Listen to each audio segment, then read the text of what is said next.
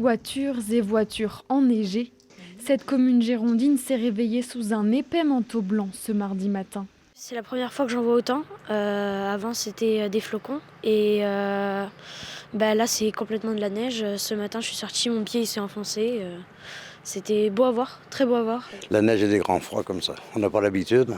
D'après le conseil départemental de la Gironde, la nuit dernière, 10 à 20 cm de neige sont tombés dans le Médoc, pour le plus grand bonheur des habitants qui n'en avaient plus vu depuis plus de 20 ans. Ah, c'est agréable. Bon, d'un côté, c'est très joli, en plus avec ce superbe temps qui fait. J'ai tout de suite pris mon appareil photo parce que c'est rare d'avoir de la neige dans la région. Moi, j'y suis ici depuis le mois de janvier seulement.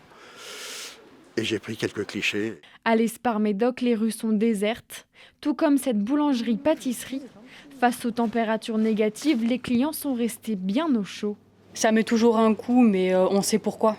Dû à la neige, du coup, dû à la température, à la météo. C'est pas une raison interne à la pâtisserie.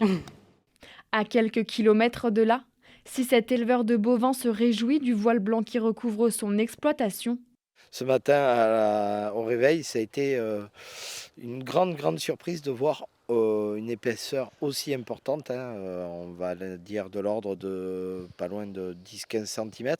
Cette météo signifie aussi pour lui une grande vigilance vis-à-vis de ses animaux. Ce qu'on regarde, c'est que l'endroit où elles vont boire, que ça ne soit pas gelé, qu'il n'y ait pas de bloc de glace qui se forme. La vigilance orange pour neige-verglas est toujours de mise en Gironde pour la nuit du 6 au 7 janvier.